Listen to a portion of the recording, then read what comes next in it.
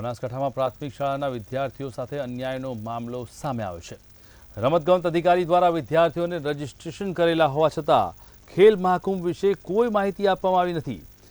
BRC અને CRC કક્ષાના કર્મચારીઓએ પણ જાણ કરવામાં નથી આવી। કાંકરેજ તાલુકા પ્રાથમિક શિક્ષણ સંઘના પ્રમુખ જયરામભાઈ જોશીએ કાંકરેજ તાલુકા મામલતદાર કચેરી અને તાલુકા પંચાયતમાં આવેદનપત્ર આપ્યું અને આપીને રોષ વ્યક્ત કર્યો છે। રાજપુર ખાતે હાલ 2 દિવસથી ખેલ મહાકુંભ ચાલી રહ્યો છે, પણ અમારા તાલુકાના શિક્ષકો સીઆરસી બીઆરસી કાંકરેજમાં 21 સીઆરસી છે અને એક બીઆરસી છે, એમને કોઈ પણ આ બાબતની જાણ કરવામાં આવેલી નથી કે નથી શિક્ષકોને જાણ કરવામાં આવેલી। તો અમારી એક વિનંતી છે કે આમાં આ રીતે જો શિક્ષણ અમે એનું રજીસ્ટ્રેશન કરા છે ને અમને જ ખબર નથી તો એક કોને બોલાવીને ને કઈ રીતે આયોજન કરે છે એક મોટો પ્રશ્ન છે।